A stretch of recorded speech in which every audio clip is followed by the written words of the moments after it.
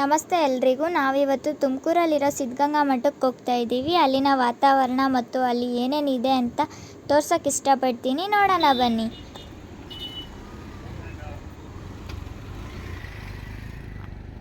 SIT bus stop ಹತ್ರ ಬಸ್ಗೆ ಅಂತ ವೆಯ್ಟ್ ಮಾಡ್ತಾ ಇದ್ವಿ. ಎಷ್ಟೊತ್ತಿಂದನೂ ವೆಯ್ಟ್ ಮಾಡ್ತಾ ಇದ್ವಿ. ಒಂದು ಸಿಟಿ ಬಸ್ ಕೂಡ ಬರಲಿಲ್ಲ. ಸ್ವಲ್ಪ ಹೊತ್ತಾದಮೇಲೆ ಒಂದು ಬಸ್ ಬಂತು. ಅದರಲ್ಲಿ ನನ್ನ ಫ್ರೆಂಡ್ ಒಬ್ಬಳು ಹತ್ತಿಬಿಟ್ಟಿದ್ದಾಳೆ. ನಾವು ಯಾವುದೋ ಬೇರೆ ಕಡೆ ಫೋಕಸ್ ಮಾಡ್ತಾ ಇದ್ವಿ. ಅವಳು ನಾವು ಹತ್ತೀವಿ ಅಂತ ಹೇಳ್ಬಿಟ್ಟು ಬಸ್ ಹತ್ತಿಬಿಟ್ಟಿದ್ದಾಳೆ. ಬಟ್ ನಾವು ನೋಡೋ ಅಷ್ಟರಲ್ಲಿ ಬಸ್ ಫಾಸ್ಟಾಗಿ ಮೂವ್ ಆಗ್ತಾಯಿತ್ತು. ಅವಳು ಇಳಿಯೋಕ್ಕೂ ಆಗ್ತಿಲ್ಲ, ನಾವು ಹತ್ತೋಕ್ಕೂ ಆಗ್ತಿಲ್ಲ. ನನ್ನ ಫೋನ್ ಅವಳ ಹತ್ರ, ಅವಳ ಫೋನ್ ನನ್ನ ಹತ್ರ ಇತ್ತು. ಇದರಲ್ಲಿ ಏನು ಟ್ವಿಸ್ಟ್ ಅಂತಂದರೆ ಅವಳ ಆಧಾರ್ ಕಾರ್ಡ್, ಕ್ಯಾಶ್ ಎಲ್ಲ ನನ್ನ ಹತ್ರನೇ ಇತ್ತು. ಸೊ ಇಷ್ಟೆಲ್ಲ ಆದಮೇಲೆ ನಮಗೂ ಲೇಟಾಗುತ್ತೆ ಅಂತ ಹೇಳ್ಬಿಟ್ಟು ನಾವು ಆಟೋಕ್ಕೆ ಬಂದ್ವಿ. ನಾವು ಕ್ಯಾತ್ಸಂದ್ರ ಬಸ್ ಸ್ಟಾಪಲ್ಲಿ ಇಳ್ಕೊಂಡು ಅಲ್ಲಿಂದ ಬ್ರಿಡ್ಜ್ ಮೇಲೆ ನಡ್ಕೊಂಡು ಹೋಗ್ತಾ ಇದ್ದೀವಿ ಮಠಕ್ಕೆ. ಕ್ಯಾತ್ಸಂದ್ರ ಬಸ್ ಸ್ಟಾಪಿಂದ ಒಂದು 5 ಮಿನಿಟ್ಸ್ ಏನೋ ಆಗುತ್ತೆ ಅಷ್ಟೇ.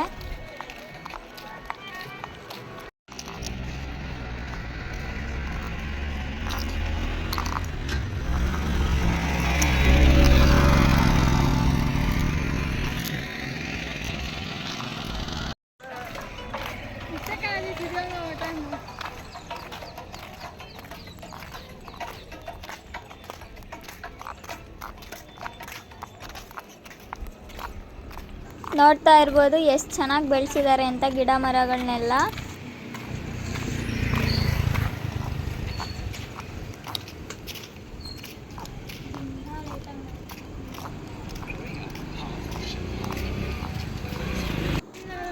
ಮನಸ್ಸಲ್ಲಿ ನನಗೆ ಬೇಕಿತ್ತು ಜಾಗ, ಹೃದಯ.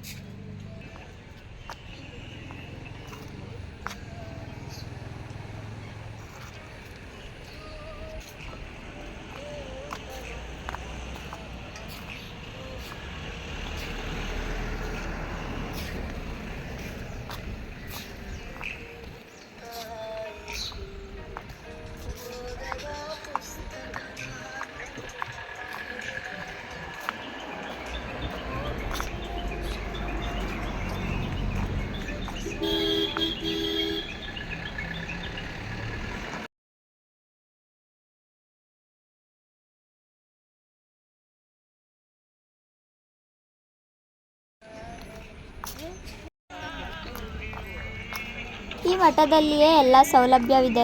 ಊಟ, ಆಶ್ರಯ, ಉಚಿತ ವಿದ್ಯಾಭ್ಯಾಸ ಹಾಗೂ ಇಲ್ಲಿ ಸುಮಾರು 1000ಕ್ಕೂ ಹೆಚ್ಚು ಬಡ ಮಕ್ಕಳು ವಿದ್ಯಾಬೋಧನೆಯನ್ನು ಪಡೆಯುತ್ತಿದ್ದಾರೆ. ಹಾಗೂ ಇಲ್ಲಿ bank office, post office, college, school ಎಲ್ಲವೂ ಇದೆ.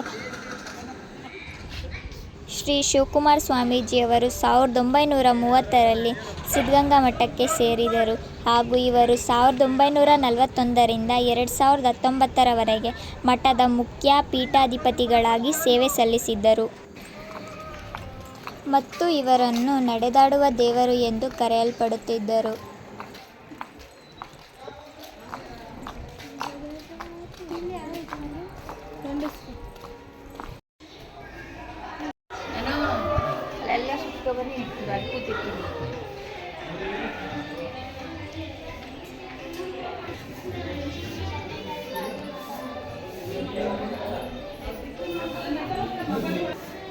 ನೀವು ನೋಡ್ತಾ ಇರ್ಬೋದು, ಇಲ್ಲೇ ಶ್ರೀ ಶಿವಕುಮಾರ ಸ್ವಾಮೀಜಿಯವರು ಆಶೀರ್ವಾದ ಮಾಡ್ತಾ ಇದ್ರು.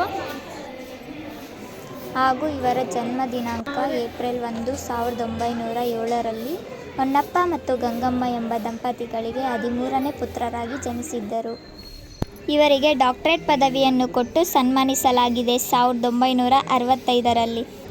ಹಾಗೂ 2015ರಲ್ಲಿ ಕರ್ನಾಟಕ ಸರ್ಕಾರವು ಇವರಿಗೆ ಪದ್ಮಭೂಷಣ ಎಂಬ ಬಿರುದನ್ನು ನೀಡಿದ್ದಾರೆ. ಮತ್ತು ಇವರ ಸೇವಾ ಮನೋಭಾವದಿಂದ 2007ರಲ್ಲಿ ಭಾರತ ರತ್ನ ಬಿರುದು ನೀಡಿದ್ದಾರೆ.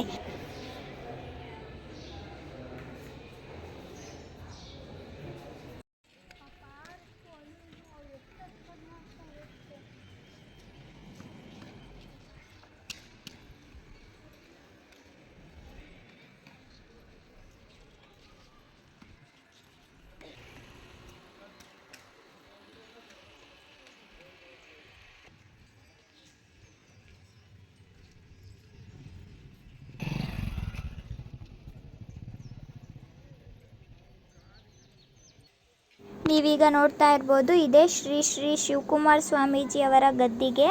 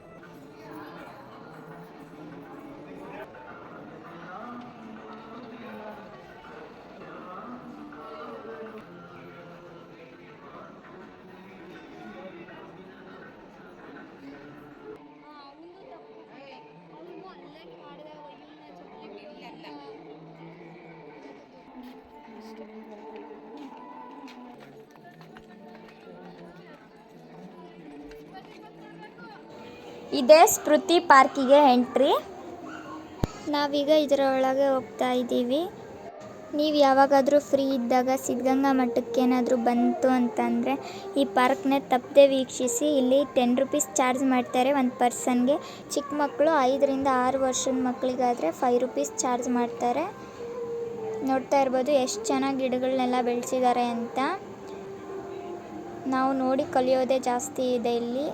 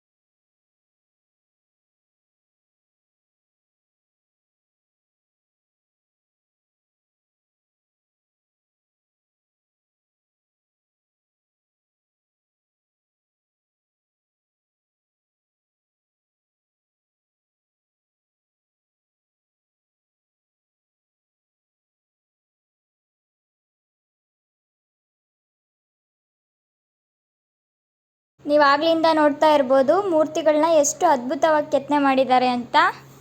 ನೋಡಿಲ್ಲ ಅಂತಂದರೆ ಒಂದು ಸತಿ ಬ್ಯಾಕ್ ಹೋಗ್ಬಿಟ್ಟು ನೋಡ್ಕೊಂಬನ್ನಿ.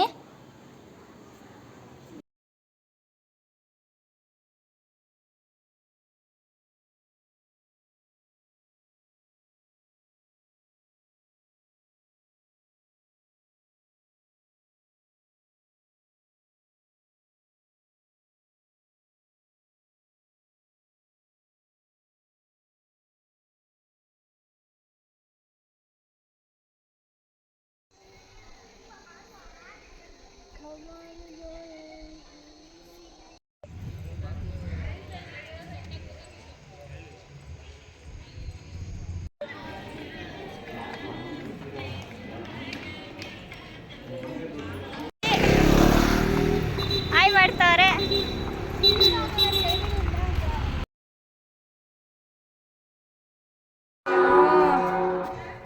ಹತ್ತು ಬಿಟ್ರು.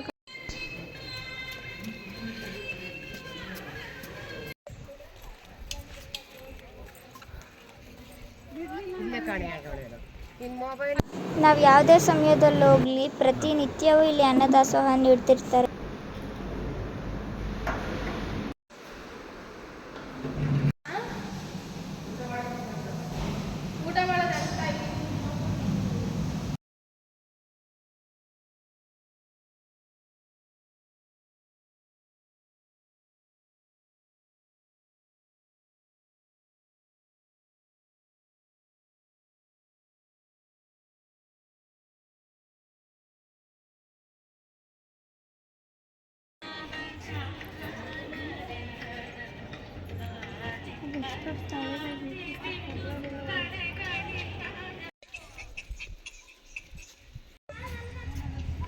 ಇದು ಪಾರ್ಟ್ 1 ಅಷ್ಟೇ, ಮಿಕ್ಕಿದ್ದೆಲ್ಲ ಪಾರ್ಟ್ 2 ಅಲ್ಲಿ ಕಂಟಿನ್ಯೂ ಮಾಡ್ತೀನಿ.